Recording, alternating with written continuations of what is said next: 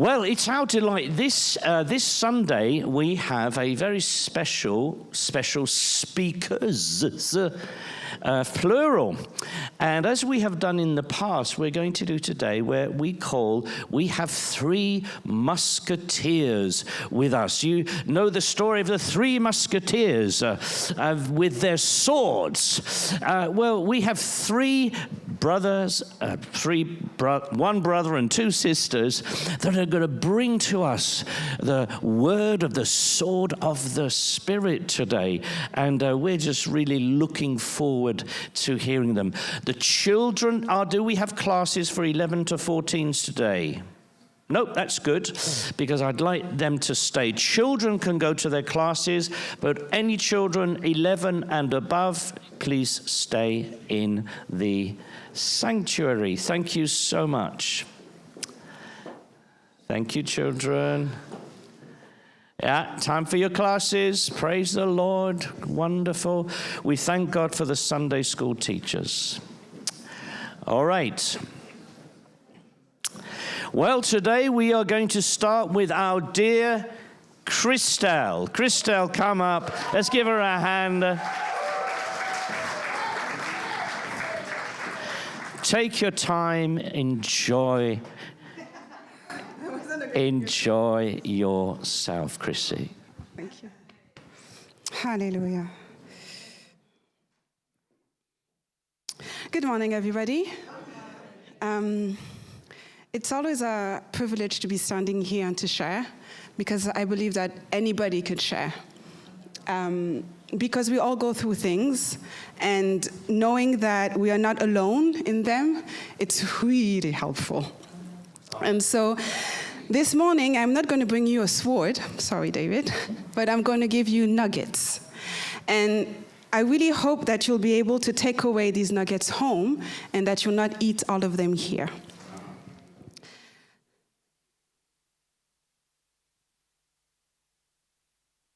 I'd like to start by asking you questions. And for you, those of you who don't know, I'm a teacher, and so I like having an interaction with my audience. So when I ask you to answer questions, just feel free to answer questions, okay? You don't need to raise your hand, there's no rules. Just, say whatever your answer would be. First question is, who likes the story of Abraham? Okay, we have a few. Second question, who likes the story of Ruth? Yes. Okay, we've got others. Who likes the story of Daniel? Okay. Last question, who likes the story of Mary? So maybe you don't see who loved which story, but I was able to see, and not many of us liked the same story. So if we go to the next slide, we see that no matter the reasons of our stories, we all see that every story encourages us, blesses us, and shows us that God is God. Amen. Now, imagine a 17-year-old being king of the most powerful country in the world. I'm sure you've all encountered a 17-year-old boy. And honestly, I don't think I would trust him to run the country. However, that 17-year-old boy had a dream. And we all know that that dream was him being in charge of a country. It's the story of Joseph. Now, we know the story, and we know that when he was around 30, he became prime minister of Egypt.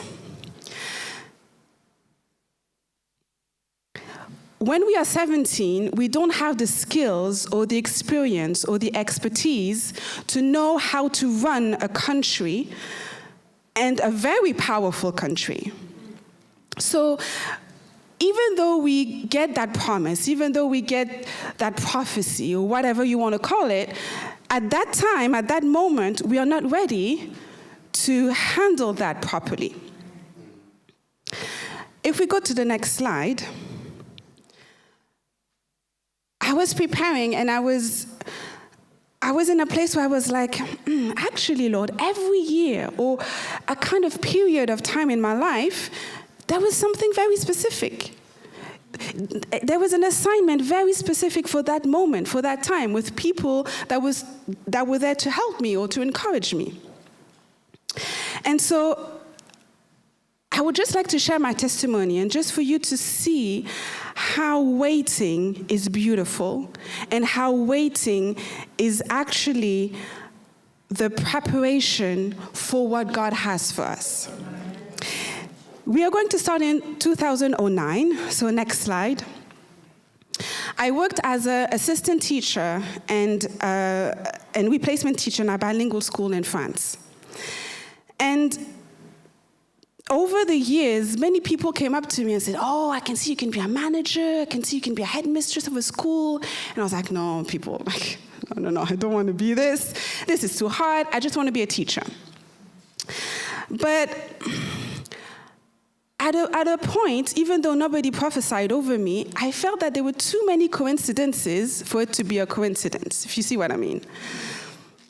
So I just went on. And next slide, in 2012, I signed my first contract here in Geneva. I had 7 jobs in 12 years, each with a very specific assignment. It was the long preparation for 2025. If we look at Proverbs 20, verse 24, it says, "A man's steps are of the Lord. How can a man understand his own way?"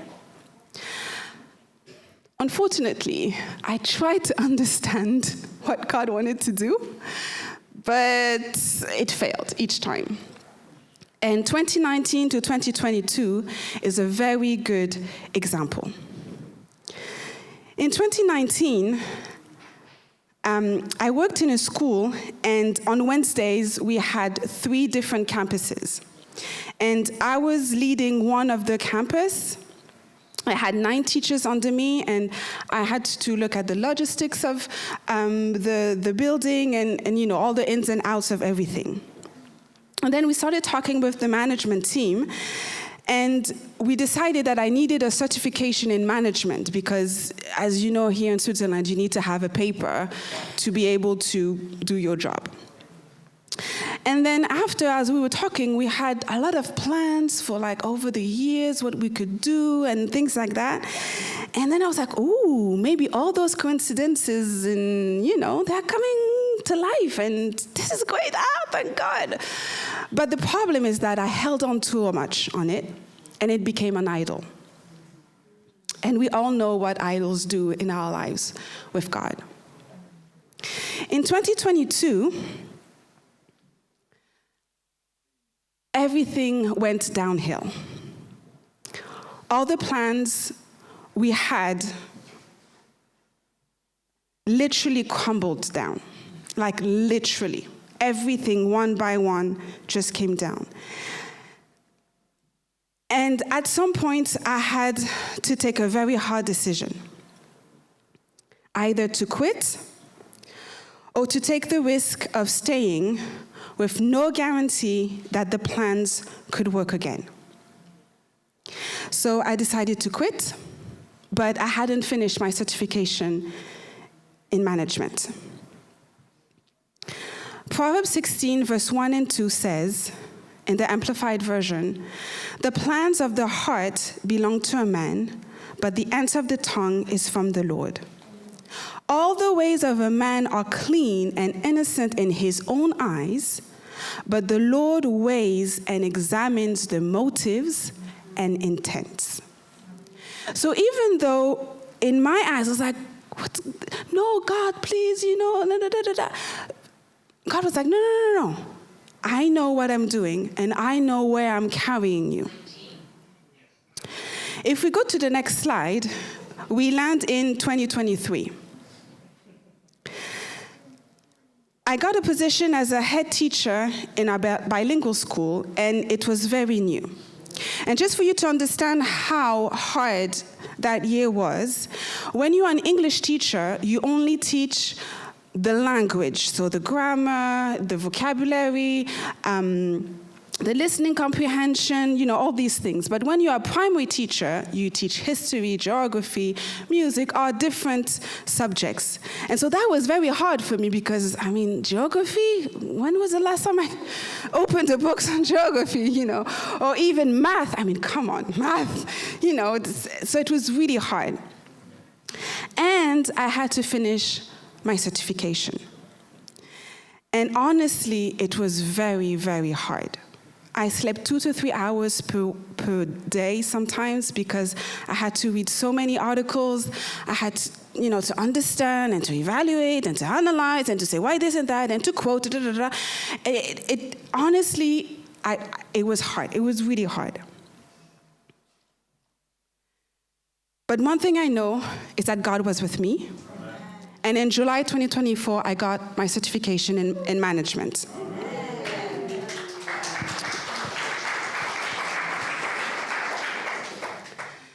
One very important detail that I simply need to tell you is that from 2012 to 2024, I never had a full-time position, and I always signed contracts that we call per hour. So during my holidays, I was not paid. I was always trying to get hours to be able, to have a comfortable income, and it was very challenging. Some months I was doing my accounting, and I was like, oh my God. But then, that's where I was able to literally live, this verse that says, my God shall supply all my needs according to his riches in glory. Sometimes we need to be in a position of need to know that God supplies. Sometimes we need to be in a position where we are lost to know that God is the way. In 2024, and for this one, I'll have to give you specific dates for you to see how God is God. The 5th of August, I had to register to the unemployment office. And I really felt like a failure because when you've been working all your life and all of a sudden you end up having no job, and I even got my certification in management, so, you should be like, opportunities should flow, but no. But I know that Romans 8:28 says, all things work together for good to them that love God, to them who are called according to his purpose. So I actually started to enjoy a free holiday, just waking up whenever, going by the lake, just taking it easy. And then the 20th of August arrived. I just need to do a little bit of drama for you to understand what happened because even talking about it, I'm like, this is crazy. Anyways, I enter the bus and I hear this voice that wasn't speaking to me directly. And I was like, I know this voice, but anyways, I just brushed it off. And then I feel someone tapping on my shoulder. And like, hi, Chrissy. And I'm like, hi, Mrs. E. And so I was very shocked to see her because we haven't spoken in years. And I'm just going to ask you a question. And remember what I said at the beginning? I need you to answer, okay? When you haven't met someone in 4 or 5 years, never spoke to them, no Instagram, no WhatsApp, nothing, and you see them in the bus, what will be the first question you expect them to ask you? How are you doing? Another question. Exactly, yeah? So that was what was going through my mind. I was like, okay, she's going to ask me, where's everything? And she's like, I've got a job opportunity for you. And I'm like, what? My face, nobody was there with me, and that's such a shame because I just knew how my face was. I looked at her and I'm like, how do you know that I need a job? No question. She said, hi, Chrissy. She looked at me. I've got a job opportunity for you. And honestly, wow. So we start talking, and I'm just going to fast forward to the 24th of August. I got interviewed And the founder of the school was very enthusiastic, and I was still piecing things together. Like, what has just happened? If we go to the next slide, I just want to give you 2 examples of what Proverbs 3, verse 3 and 4 mean. Don't let mercy and kindness and truth leave you. Bind them securely around your neck. Write them on the table of your heart. So find favor and high esteem in the sight of God and man. The first example is this. At the end of the interview, the founder of the school told me, I wanted someone with more experience. And I have interviewed a few. But each time, there was something that disturbed me. But with you, there's nothing. That's the favor of God. She was looking for someone with more experience, and I didn't have. The second example is this. Do you know why, of all the people I know in Geneva, why God chose to use Mrs. E? Because I coordinated and I helped her prepare her wedding. When you are kind to people, they remember. And it's just not a kindness that is out of an expectation. It's just because you've got the love of God in you and you just want to help people. And God remembers. And then God honors you and he gives you favor. Proverbs 20:24, just to go back to it, how can a man understand his own ways? We cannot understand what God does. He knows what he's doing. He's got the whole timeline in front of him. He's like, okay, to go there, you need to go here, and you need to go there. And he just knows how to go. The 26th of August 24, nothing was set. I signed a 9-hour-week contract, and I had to do an internship to see if I was able to handle the job, because again, I didn't have enough experience for her. September, October, November, and we arrived to the 17th of December, 2024. From January 2nd, we are pleased to announce that you have been promoted to a full-time permanent position as school coordinator.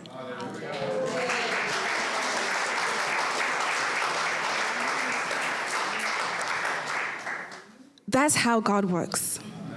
That's how he works. And to conclude, I would like to give you 2 nuggets. The first one is, the trials and the hardship we go through, which from our point of view seem unfair, build our Christ-like character, test our willingness to still trust God, make sure that we love him more than the blessing itself. Otherwise, it's an idol. The second nugget, waiting can be hard, but only if we have the wrong mindset. Waiting is not a punishment from God. It is an opportunity to ask God, what do you want to work in my life so I can handle the blessing without sorrow? God bless you.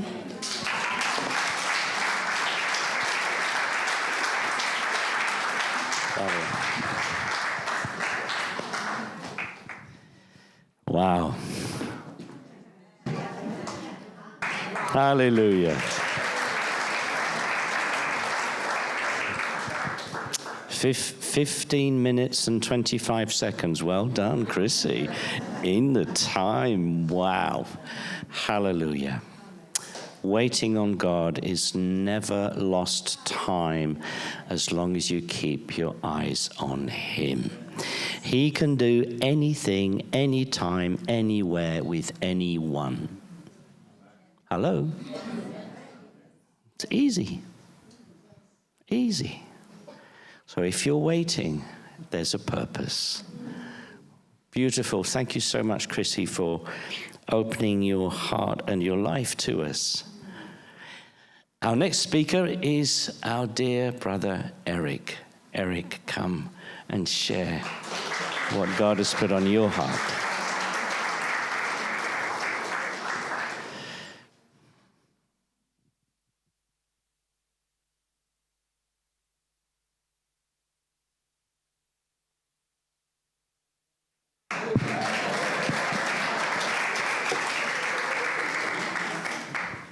Bonjour tout le monde. I will use French. Je remercie le Seigneur pour ce jour et je suis content avec la louange qui a passé ici. Amen. C'est l'une de mes joies de voir déjà rempli du Saint-Esprit. Et on a vu quelque part ici. Alors, j'ai un message pour vous et pour moi aussi ce matin. Et le titre, c'est Un appel d'offres.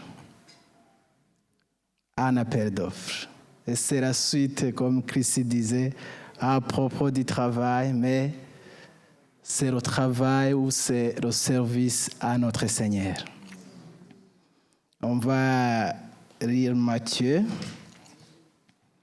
9, 35.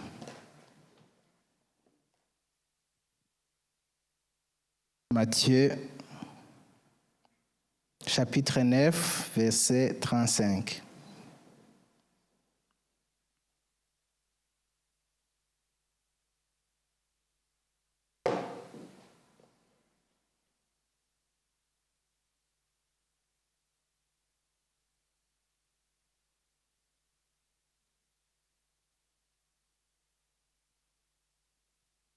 Joli. Jésus parcourait toutes les villes et les villages, enseignant dans les synagogues, prêchant la parole, la bonne nouvelle du royaume, et guérissant toute maladie et toute infirmité. Verset 36.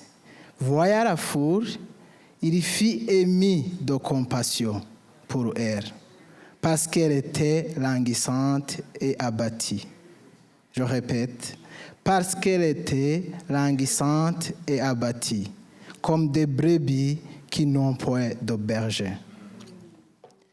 Je lis encore Genèse, chapitre 12.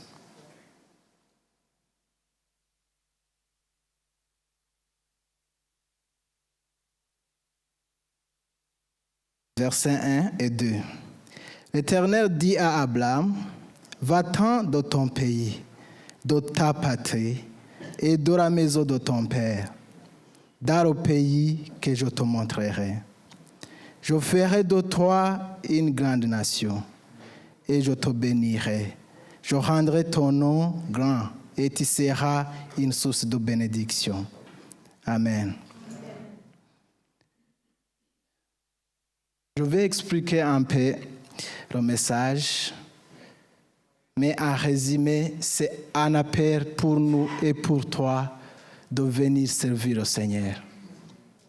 Parce que là dehors, il y a des blessés, il y a des abattus, il y a des désespérés qui ont besoin de Jésus.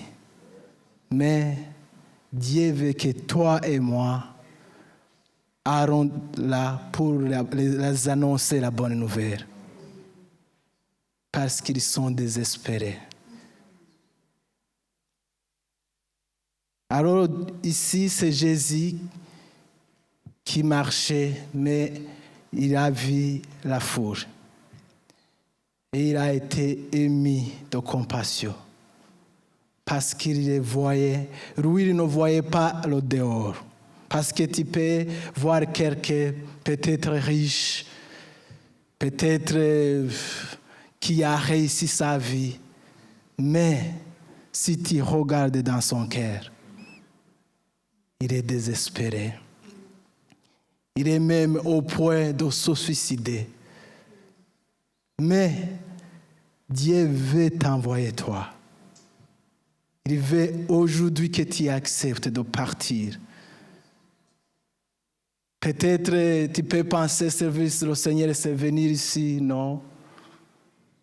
Ça fait partie, mais dans ton milieu de travail, mais dans ta maison ou dans ta famille, il y a beaucoup qui ont besoin de Jésus. Ici, dans Genèse, c'est quand le Seigneur a appelé Abraham. Il lui a dit de quitter sa maison, quitter son père, quitter toute sa famille. Moi, je connais cette parole. Parce qu'un jour, ça m'est venu où j'étais dans mon pays. Je me souviens, au début, c'était très difficile. Parce que j'ai quitté ma mère à 11 ans. Et je me souvenais où, quand j'étais en classe ou dans les cours du soir, où on nous enseignait, il y a même un jour où ça a été difficile d'étudier parce que j'avais son manque de ma mère. Et j'ai sorti en préra. Le professeur ou mon ami ne comprenait pas, mais moi, c'était le manque de ma mère. Et puis, plus tard, Dieu m'a dit, il ne faut pas seulement aller loin de ta mère. Il faut aller loin de toute ta famille. Et puis, j'ai parti depuis le Burundi vers un pays qui s'appelle l'Ouganda. Et c'était très difficile. Mais c'était la préparation, comme Chris a dit.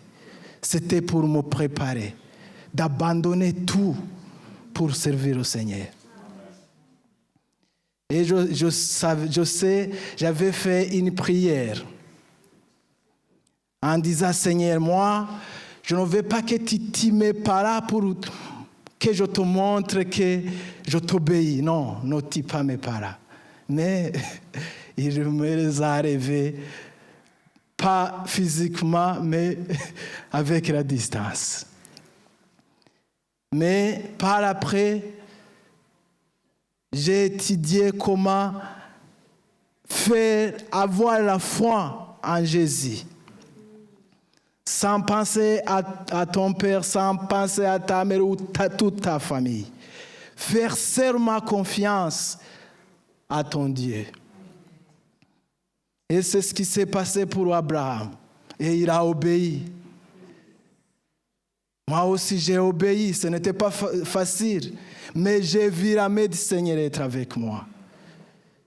J'ai vu le Seigneur me nourrir. J'ai vu le Seigneur me vêtir. J'ai vu le Seigneur m'aider où je faisais les études universitaires. J'ai fait les études en génie télécom.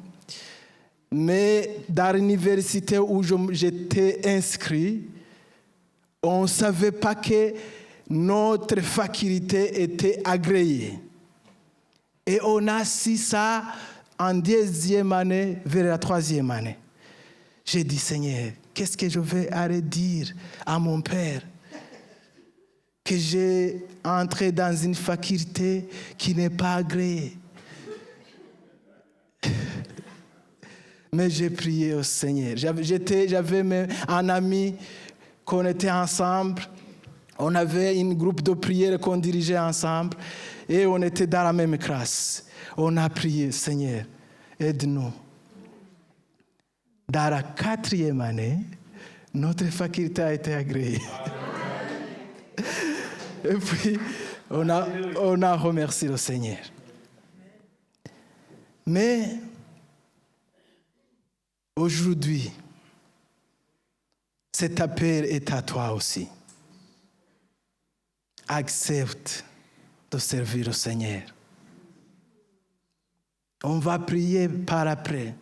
Peut-être qu'il y a des choses qui te retirent vers derrière. Mais aujourd'hui, Dieu va te libérer. Mais si tu acceptes, je ne vais pas aller loin avec l'histoire d'Enoch. Il a marché avec le Seigneur. Et qu'est-ce qu'il a fait? Après, Dieu a pris avec lui. Ça a même passé par amour. Daniel, dans le chapitre 12, Dieu a dit, Daniel, toi, Daniel, va te reposer. Et par après, toi, tu seras dans ton héritage au ciel. Car le jour sera venu.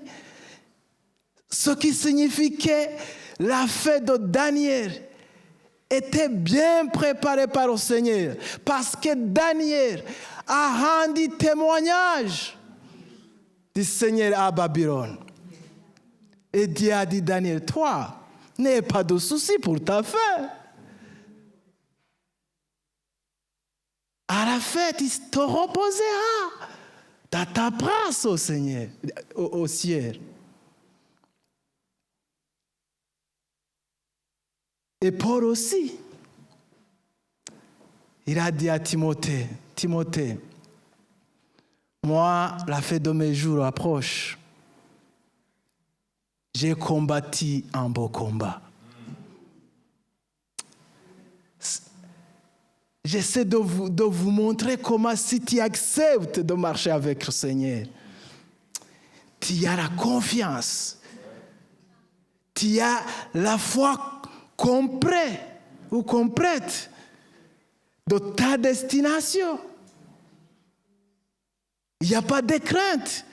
Il a expliqué à Timothée, Timothée, ne t'en fais pas, je suis vieille, oui, mais j'ai combattu le bon combat.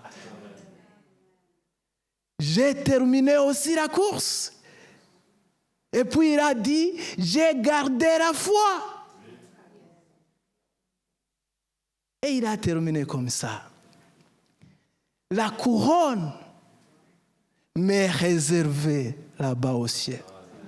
Comme s'il voyait. Alléluia. Je t'implore aujourd'hui, accepte cet appel de servir le Seigneur. Tu ne regretteras pas. Tu ne vas pas le regretter. Dieu est fidèle.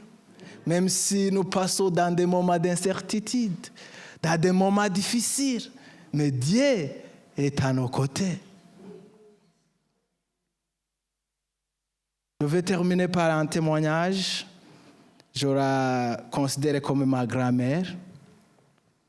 C'est elle qui m'a reçu en Ouganda.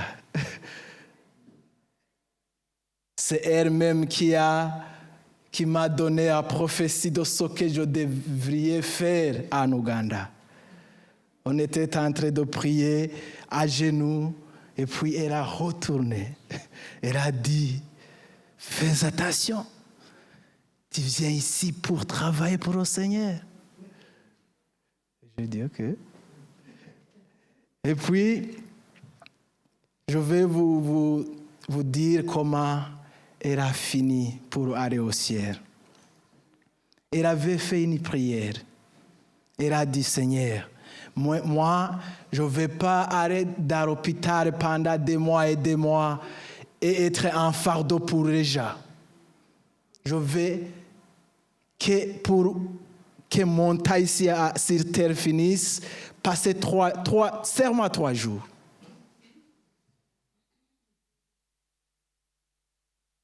Mais pour un peu connaître cette femme, elle avait chez lui un groupe de prière de près de 100 personnes.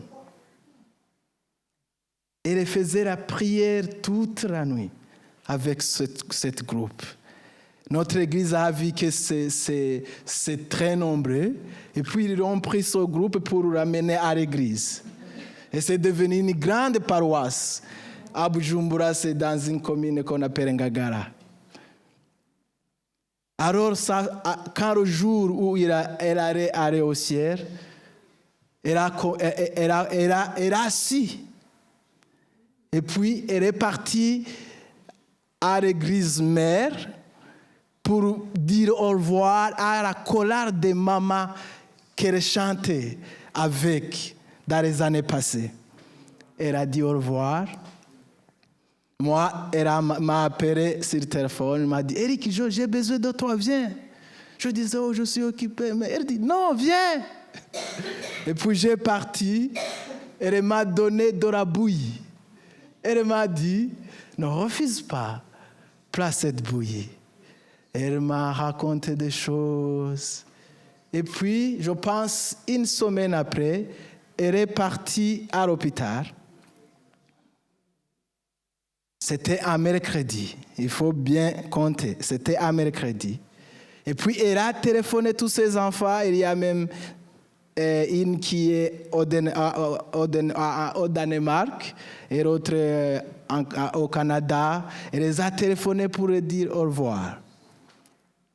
Et puis, le jeudi, le vendredi, il y avait des pasteurs, ils sont venus à l'hôpital, ils ont prié ensemble, elle a rigolé, elle a fait comme ça, et elle a parti au ciel.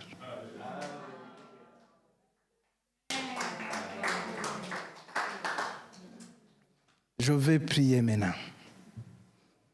Est-ce que tu acceptes de répondre à cet appel pour servir au Seigneur?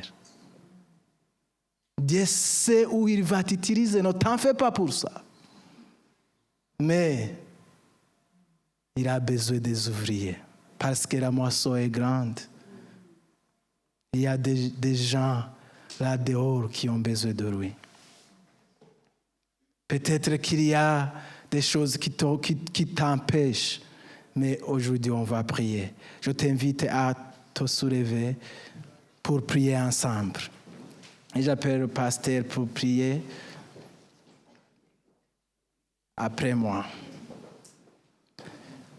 Seigneur, merci pour cette bonne parole. Merci pour son message, Seigneur. J'amène mes frères et sœurs devant toi, Seigneur. Il veut te servir. Au nom de Jésus-Christ. Je prie pour eux, que ce soit le jour de libération, que ce soit le jour de joie. Alléluia. Libère-les, Seigneur. Donne-les la force d'accepter cet appel, Seigneur. Merci, je prie au nom de Jésus. Amen.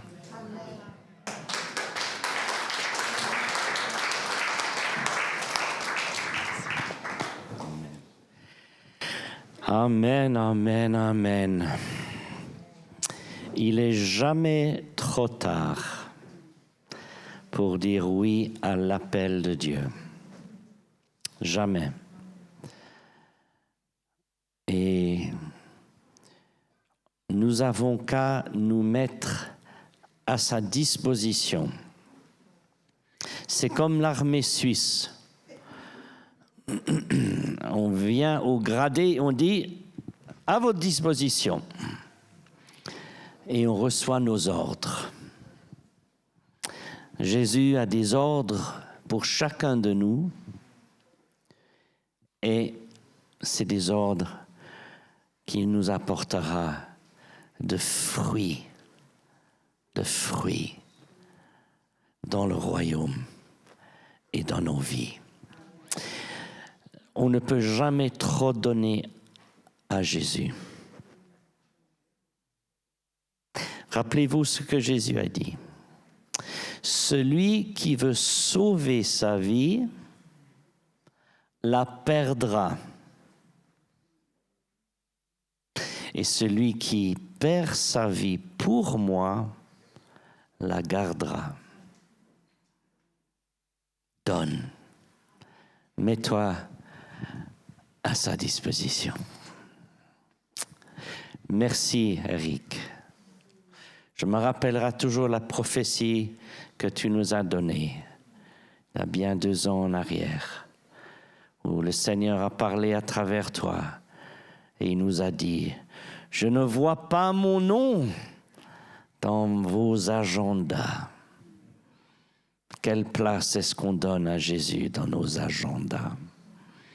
À être à son service. Merci. Et on va finir en beauté. Cindy, viens partager la parole que le Seigneur a mis dans ton cœur.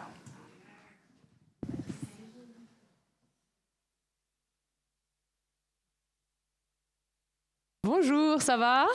Pas trop faim? Ok, j'espère que vous allez encore avoir de la patience. J'aimerais remercier Christelle pour le rappel qu'elle nous a fait, que des fois, quand on doit beaucoup attendre, on se demande où est le Seigneur, et en fait, il est toujours là en train d'œuvrer. Acceptons des fois les temps d'attente. Merci Christelle. Et Eric, c'est la première fois, il est où Eric ? La première fois que quand quelqu'un parle, je vois derrière, comme ça m'est jamais arrivé ici, ni nulle part d'ailleurs, comme une silhouette de lumière tout le long derrière. Et quand tu bougeais, ça bougeait en même temps. Je voulais juste te dire ça. Merci pour ton message. Alors ce matin, j'aimerais commencer par prier pour que ce message passe comme il doit passer auprès de toi. Seigneur, merci pour cette opportunité de parler ici ce matin, que la parole, ta parole soit dans ma bouche et que des personnes soient touchées, Seigneur. Chacun et chacune ici, je leur remets entre tes mains, afin que la parole soit bien interprétée et qu'elle aille directement dans leur cœur, oh Dieu. Merci, Seigneur, pour cette opportunité. Amen. Ce matin, j'avais prévu, quand David m'a appelé dans la semaine pour me demander de parler ce matin, je me suis dit, je crois que je sais tout à fait ce que j'aimerais partager avec toi. J'aimerais parler des enfants.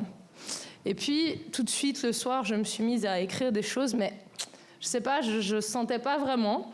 J'arrive pas à expliquer pourquoi. Je me suis dit, Seigneur, s'il te plaît, dis-moi qu'est-ce que je dois faire. Et j'ai attendu toute la semaine, avec pas mal d'attaques. Et jusqu'à hier soir, rien. Et hier soir, je me suis dit, faut quand même que je fasse quelque chose. Donc, je me suis dit, je vais lire un peu ma Bible, quelques versets, et puis je vais écrire. Et finalement, c'est un message en lien avec les enfants, mais plutôt pour les parents. Donc, on parle souvent des droits de l'homme, mais rarement de ses devoirs. Il y a quelques années, en novembre 2019, j'ai pu assister à la Place des Nations avec mes élèves à une journée exprès sur les droits des enfants. Les ateliers étaient franchement intéressants, mais quand on a terminé la journée, j'étais un peu surprise parce qu'à aucun moment, ils ont parlé des devoirs des enfants. Bon, après, quand on est retourné en classe quelques jours plus tard, j'ai repris ça avec eux et je leur ai expliqué pourquoi c'était extrêmement lié, leurs droits avec leurs devoirs. On a fait tout un travail, etc. Et ce matin, j'aimerais te parler de ton devoir de parent. Alors là, je vois des plus jeunes. Il y en a aussi qui ne sont pas parents, enfin qui n'ont pas un fils ou une fille ou les deux. Mais pourtant, tu es quand même parent. Pourquoi je te dis ça ? Parce que je me suis basée sur une définition du dictionnaire. Donc j'ai cherché le mot parent. Et j'ai trouvé, c'est une personne avec qui on a un lien de parenté. Alors, c'est quoi la parenté ? J'ai cherché aussi dans le dictionnaire. Et la parenté, il y a deux définitions. La première, c'est le rapport entre les personnes descendant les unes des autres. Et la deuxième définition, c'est un ancêtre commun. Et celle-ci, elle m'a tout de suite interpellée. Et je me suis dit, c'est ça. C'est ça. Et ici, on est tous parents parce qu'on a un ancêtre commun, et c'est Jésus-Christ. On est donc frères et sœurs. Et aujourd'hui, sache qu'à chaque fois que je parle de parents, tu es concerné. Okay ? Même si tu n'es pas papa ou maman, tu es peut-être frère, cousine, voisin. Tu as une responsabilité par rapport aux jeunes de l'Église et en dehors de l'Église également. Donc ce matin, j'aimerais t'encourager. Ce n'est pas un message moralisateur, mais vraiment un message d'encouragement. Je ne vais pas faire une liste de choses que tu dois faire et de choses que tu ne dois pas faire. J'ai appelé mon message « Let them be the light », donc « Laissons-les être la lumière ». Alors, je ne vais pas rentrer dans qu'est-ce que c'est la lumière, etc., mais simplement, par rapport aux devoirs des parents, c'est des outils pour permettre aux enfants d'être la lumière dans un monde dans lequel on vit aujourd'hui assez sombre. Je me suis basée sur 2 versets. Le premier, c'est 2 Timothée 3,16. Alors, tu peux l'enregistrer facilement en faisant le lien avec Jean 3,16, qui dit « Toute écriture est inspirée de Dieu et utile pour enseigner, première chose, pour convaincre, deuxième, pour corriger, troisième, et pour instruire dans la justice, quatrième point. » Deuxième verset, Deutéronome 6, versets 6 et 7. « Et ces commandements que je te donne aujourd'hui seront dans ton cœur. Tu les inculqueras à tes enfants et tu en parleras quand tu seras dans ta maison, quand tu iras en voyage, quand tu te coucheras et quand tu te lèveras, donc tout le temps et partout. » Enseigner les enfants sur sa parole de vérité, c'est notre devoir de parents. Et même si aujourd'hui tu as que 12 ans, parce que je crois que les 12 ans, 12-14 sont aussi là, c'est parfait. Toi aussi tu as un devoir par rapport aux plus jeunes. Les parents, donc toi en tant que parent, tu peux enseigner de 2 façons. La première façon avec les choses qui sortent de ta bouche, ce que tu dis. Et la deuxième façon, c'est par tes actes, ce que tu fais. Alors les enfants, ils boivent ce qu'on dit et ce qu'on fait. Des fois, c'est en cohérence ce qu'on dit avec ce qu'on fait, et des fois pas.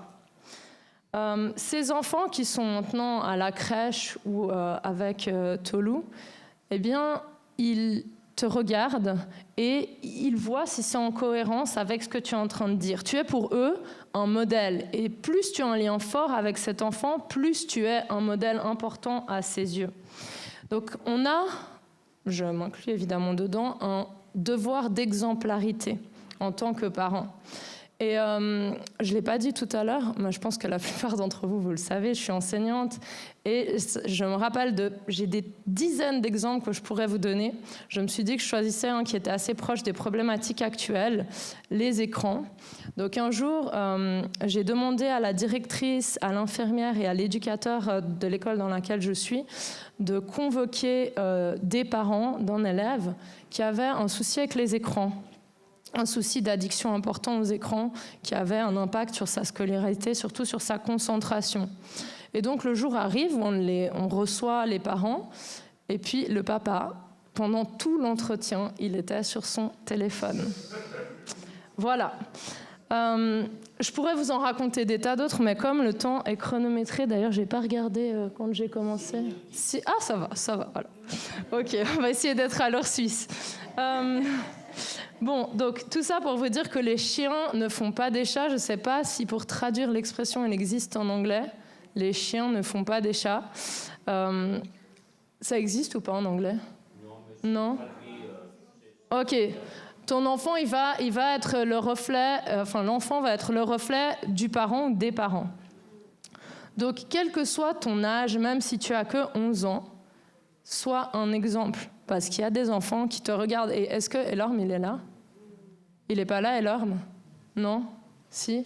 Ok, peu importe, c'est pas grave. Donc Elorme qui joue à la batterie, mon fils aîné, il adore la batterie et il analyse Elorme. Donc il voit non seulement comme il joue, parce qu'il aime son style, mais il voit aussi toujours ses cheveux. Et en fait, peut-être qu'Elorme, il ne le voit pas, mais il est analysé. Et en fait, ça c'est mon grand, mais chaque enfant nous regarde, nous, d'une certaine façon. Et donc, attention à ce qu'on véhicule. Voilà. J'aimerais qu'on projette le verset suivant, Jean 17, 15 à 19. C'est la prière sacerdotale de Jésus qui dit « Je ne te prie pas de les ôter du monde, mais de les préserver du mal. Ils ne sont pas du monde comme moi, je ne suis pas du monde. Sanctifie-les par ta vérité, ta parole est la vérité. Comme tu m'as envoyé dans le monde, je les ai aussi envoyés dans le monde.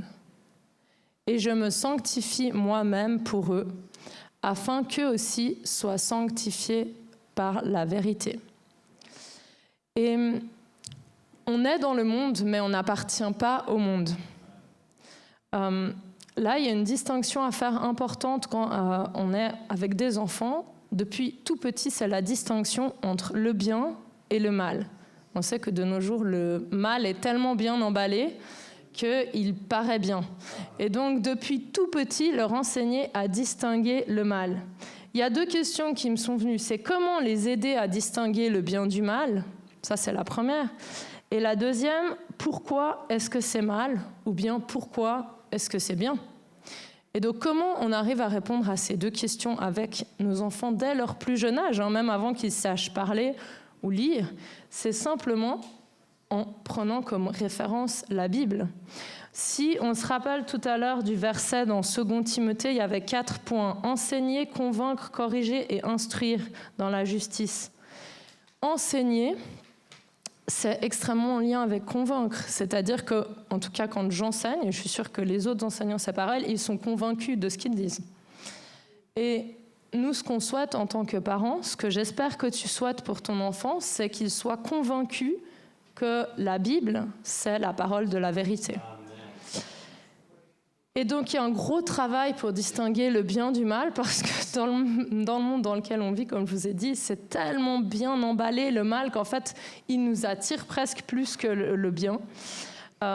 Et dès leur plus jeune âge, ces enfants sont exposés à de nombreuses images. À savoir que, je fais une petite parenthèse, plus on est jeune, plus le temps passe lentement. Je ne sais pas si tu te rappelles de tes vacances d'été quand tu étais petite, tu avais l'impression peut-être que ça durait très longtemps. Et puis maintenant, quand tu es en vacances, tu as l'impression qu'en 2 jours, tu dois déjà retourner au travail. Alors, ça, il y a une explication neurologique, c'est qu'en fait, plus tu es jeune, plus ton cerveau enregistre d'images à la minute, et donc plus le temps te paraît long. Mais donc, ton enfant boit des images à longueur de journée partout. Ça peut être les publicités dans la rue, ça peut être le livre qu'il lit, c'est les musiques qu'il entend aussi, les paroles, les livres, les jouets, les habits qu'il voit, ou les siens même. Et en fait, toutes ces images, il les intègre. Et son cerveau, sans s'en rendre compte, enregistre ces images. Et en fait, plus les enfants sont confrontés à ces images sans avoir d'explication et d'enseignement derrière, plus ils vont les intégrer comme quelque chose de bien, de normal. Mais généralement, après, quand ça se normalise, ça devient quelque chose de bien. Et j'ai pas le temps pour rentrer dans les détails dans quelque chose qui me tient beaucoup, c'est toute la symbolique auquel les enfants sont confrontés chaque jour. Principalement, les publicités, les Stop Sida, des images quand même assez choquantes qu'ils peuvent le voir, mais même leurs jouets, où ils jouent avec Superman, Spider-Man, Hulk, beaucoup de symboles sur les habits également, des fois des paroles, des messages. Je me rappelle de mon cousin qui avait un t-shirt de Angry Bird, et je lui ai dit, mais tu sais ce que c'est écrit? Je crois que c'était écrit I like being hungry. Et puis il me dit, non. Et à l'époque, j'étais pas du tout chrétienne encore. Et je lui dis, mais comment tu peux mettre un habit sans savoir ce qui est écrit dessus? Ça se trouve, c'est écrit, je suis bête. Il me dit, mais c'est ma maman qui me l'a acheté. Donc en tant que parent, et de nouveau, je dis, même si t'es pas papa ou maman, t'offres peut-être un pull à quelqu'un, fais bien attention à ce qui est écrit dessus. Je rappelle ce verset, on est dans le monde, mais on ne fait pas partie du monde. Et c'est tellement important de le rappeler à nos enfants. Tu vas aller à l'école, bien sûr, tu vas... Alors, si tu es dans une école chrétienne, ok, mais tôt ou tard, tu vas aller au travail, tu vas être confronté à plein de choses qui ne font pas partie du monde du Seigneur, mais on est dans ce monde. Et sur cette terre, on doit apprendre, dès leur plus jeune âge, leur permettre de distinguer ce qui est bien et ce qui est mal. J'aimerais clore en te disant que des fois, c'est délicat en tant que parent de répondre à leurs questions, parce que les enfants, ils ont des fois des questions un peu très directes, on va dire, comment on fait les bébés, etc. On se sent un petit peu mal à l'aise, on se dit, mon Dieu, mais qu'est-ce que je vais lui répondre? Réponds-lui ce qu'il est capable d'entendre déjà. Mais généralement, une fois que tu as répondu, cette question, mon neveu, il me l'a posée, comment on fait des bébés? Ma sœur, elle me disait, s'il te plaît, réponds-lui, parce que au secours, je ne sais pas quoi lui dire, je suis tellement mal à l'aise. Je dis, mais tu lui dis vraiment les choses, mais simple, pas besoin de faire des dessins. Tu lui expliques, il a eu sa réponse, ok. Il n'était pas du tout gêné, c'était bon, il était tranquille. Mais réponds aux questions de tes enfants. Parce que déjà, s'il vient de poser cette question, c'est qu'il a confiance en toi. Donc déjà, c'est un bon début. Et ensuite, si toi... t'es pas à l'aise, tu peux lui dire, je suis pas à l'aise, peut-être j'ai besoin d'un petit peu de temps, je reviendrai vers toi. Mais ne le rejette pas, parce que si toi, tu ne lui réponds pas, il ira chercher la réponse ailleurs. Et où est-ce qu'il ira la chercher? Peut-être auprès de ses copains qui sont dans le monde. Et ça peut, à la longue, poser problème et mettre, créer un lien qui peut être pas 100% en confiance. Donc toi, tu es un référent pour plusieurs enfants sans forcément que tu le saches. C'est pour ça que je t'ai donné un petit papier parce qu'il y a tous les prénoms des enfants de l'Église. Alors, il y en a peut-être certains qui viennent rarement, que j'ai pas réussi à écrire. Mais ceux qui sont fidèles ici, j'ai écrit tous les enfants qui sont entre 0 et 10 ans. Les 2-3 derniers, je ne savais plus quel âge ils avaient exactement. Mais voilà, entre 0 et maximum 11 ans, j'aimerais vraiment qu'on termine par prier pour ces enfants et que tu gardes le papier pour continuer à prier pour eux, mais pas que pour eux, pour leurs parents aussi, pour leur famille. Garde-les dans tes prières pour qu'ils puissent vraiment être la lumière dans ce monde. Donc, Sarah et Tolu, je crois qu'elles ne sont pas là. Du coup, Lily, can you please come and pray? Yes, Lily, come, please. Yes, you, Lily. Ok. Elle enseigne avec les petits à l'école du dimanche et je pense que vraiment c'est important que tu viennes, Lily. Est-ce qu'il y en a qui sont avec... Léna, tu peux venir aussi. Olive, qui ont enseigné aussi à l'école du dimanche et sont là ce matin? C'est bon? Ok. C'était principalement les petits, mais Rambo, tu peux venir, ça fait un homme. Ok. Alors, prenez le petit mot. Je pense que les enfants n'ont pas encore terminé, sinon on aurait pu les faire venir. Je ne sais pas s'ils ont fini, les enfants, je crois pas. C'est pas grave, on les garde toujours dans nos prières, qu'ils soient là physiquement ou pas. Et j'aimerais que chacun vraiment garde ce petit papier. Et on peut le plier et en faire un tout petit morceau. Le but, c'est pas qu'il te dérange, mais vraiment que tu puisses nommer quand tu pries ces enfants et penser aussi également à leur famille. Ok. Lily, please.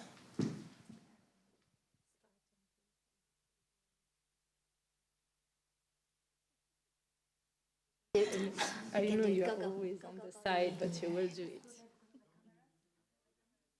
Come.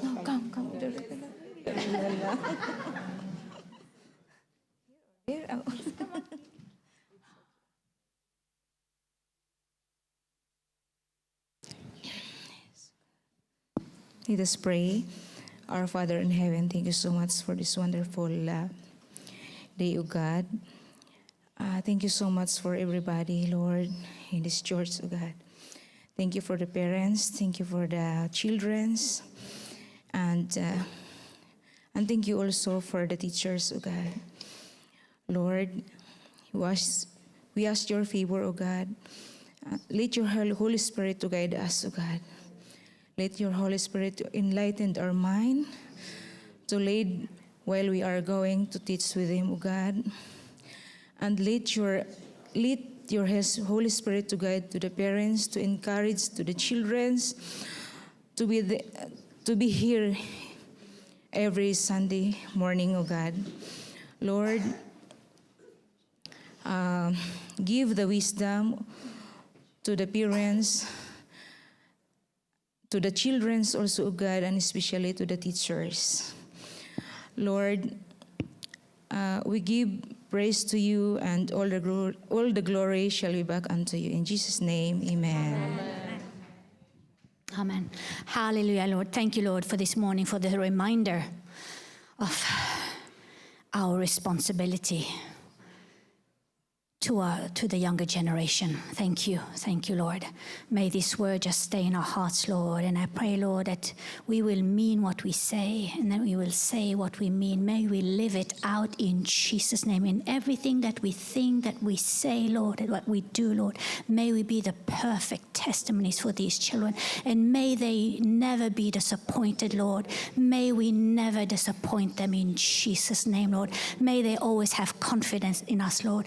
May they they learn that through us they can have confidence in you, Lord. May they learn that by us, by the way we are, Lord, may their faith in you grow even more. Lord, protect every single child here, Lord. Protect them physically, spiritually, and mentally in Jesus' name, Lord. When we are not there, Lord, may you be there even more, Lord. May we be like the mother of Moses, Lord, that we put them in the basket, Lord, and we just leave them in your hands, Lord, in Jesus' name. Thank you, Lord. Amen.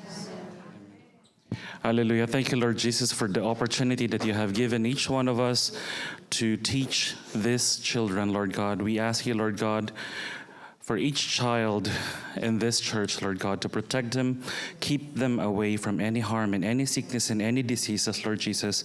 Give them favor in everything, Lord God, that they do. Protect them, Lord God. Give them good friends that will bring them closer to you, Lord God, here at church, at school, and wherever they go, Lord Jesus.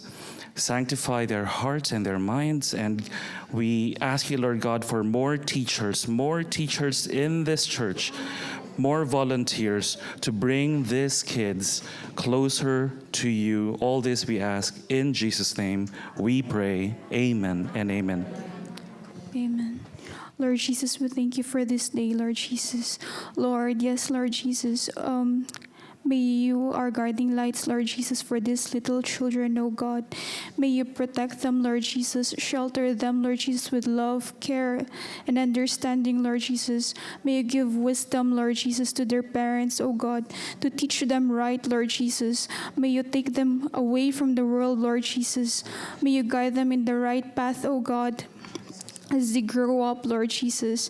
May you protect them, Lord Jesus. May you give them love, Lord Jesus. May you give them wisdom, Lord Jesus. Guide them, Lord Jesus, and protect them, Lord Jesus, in any evil, oh God. And may you give them, Lord Jesus, the guiding light, Lord Jesus, to walk in your path, Lord Jesus, and take away all of the evilness, Lord Jesus, in their lives, oh God. In Jesus' mighty name, amen. Okay. Tolukan, please. Come. Sarah, elle est là? She's there, no? She's not there. Okay, can you pray for that specifically for your group? Okay. Amen. Father, we thank you for these precious, precious gifts. We thank you for blessing them with us. We thank you for the opportunity to show them the way of life. We thank you for this responsibility, this calling. We thank you because we know that you are with us and that these ones will serve the God of their fathers. These ones will never bow to bow. These ones will serve the God of their fathers, and they would know the way of the Lord in the name of Jesus. I remember the story of the boy with the 5 loaves of bread and 2 fishes. These ones will always be at the right place at the right time in the name of Jesus. When a demand is placed on the blessing of God upon their life, they will have to give like that boy had to give in the name of Jesus. These ones will know all that you have deposited in them for the need of this world in the name of Jesus. And these ones, their hands will never be empty. Their mouths will never be empty. As that boy had to give because his parents had prepared him with something, you will give us the grace to prepare these ones the best way possible, so that every time there's a demand on what is in their lives, what is upon their lives, they will have to give. When their friends ask them about their God, they will have something to say. When the world asks them about their God, they will have something to say. Their hands will never be empty. Their hearts will never be empty. Their minds will never be empty. They will always have a testimony in the name of Jesus. And that boy was in the right place at the right time. These ones would always be in the right place. They will always be in a place where they can be a blessing. They will always be in a place where they can be a testimony. They will always be in a place where they can make history for good in the name of Jesus. Amen. Qui était avec les plus grands? Okay, come Melvis, please. Pray if you can pray for them specifically. Thank you.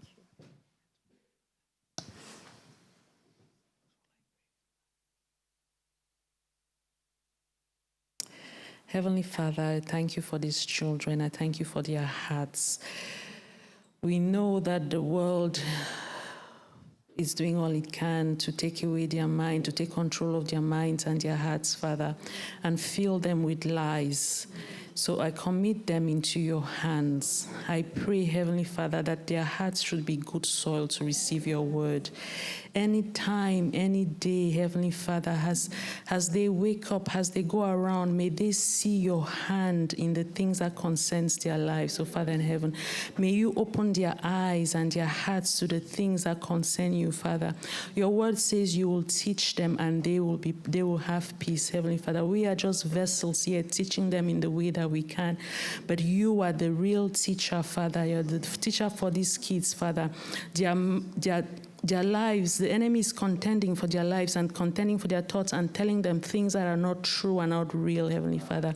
May you help them to receive the truth, that you are the truth, you are the light, that there is no other God but you, Father.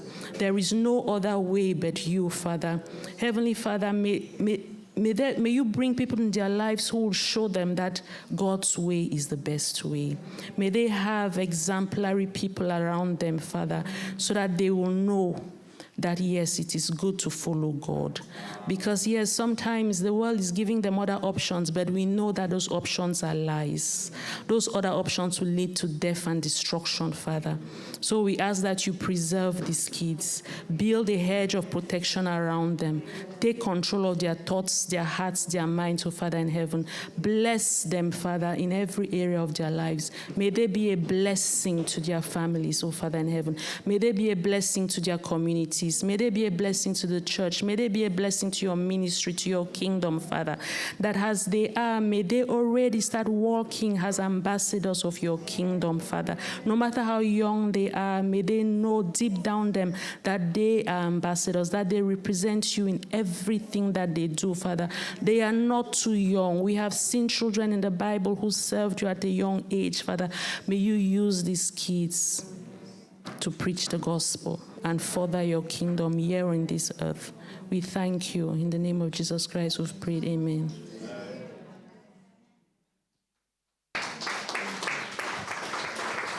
Okay. So thank you everyone for listening. I will also close in prayer. Ah pardon, je parle du coup en anglais. Ok Carlito, je vais parler en français. Seigneur, j'aimerais te remercier pour chacun et chacune. Viens continuer à travailler dans leur cœur cette semaine et pour la suite. Je remets entre tes mains chacun et chaque parent qui le veuille ou non est quelque part un enseignant, Seigneur. Et je remets aussi particulièrement entre tes mains chacun et chacune des personnes qui viennent de prier, qui enseignent auprès de ces enfants. Merci de venir les bénir, oh Dieu, et même quand ils sont attaqués, qu'ils puissent voir la raison pour laquelle ils te servent. Et comme on a chanté ce matin, même si on est nombreux, qu'on puisse faire un seul corps, oh Dieu. Je remets entre tes mains Kiana, Sarah, Victoria, Clara, Kaylan. Comment tu t'appelles ? Ayla, Kelissa, Evan, Naël, Ruth, Delia, Jasmine, Ibukun, Andrés, Angel, Valentina, et comment tu t'appelles ? Estelle. Ok. Ils sont toutes et tous entre tes mains et je déclare que tu vas leur permettre de faire la distinction entre le bien et le mal, qui vont pouvoir te servir et être la lumière partout où ils vont, que ce soit à l'école, dehors, quand ils vont jouer dehors, dans leur famille, partout, oh Dieu. Merci infiniment pour la force que tu leur donnes et que, comme Christelle a dit, quand ils doivent attendre, qu'ils sachent que c'est pour une bonne raison, parce que tu as un plan incroyable pour eux.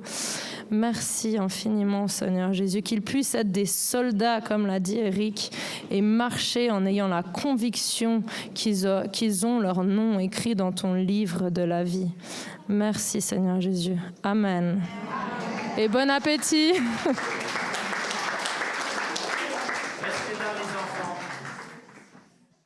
Alors j'aimerais juste vous rappeler de certaines choses qui sont très, très importantes. Dieu nous demande d'obéir à nos parents. Toujours. est d'accord? Qui obéit toujours à maman et papa. Alors la Bible dit,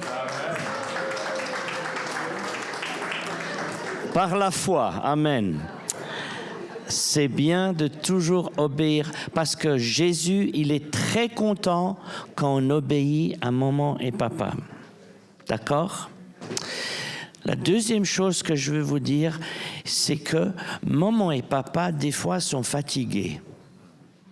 Ils sont des fois un peu fatigués et des fois, maman et papa ne sont pas toujours là comme on voudrait. Et c'est normal.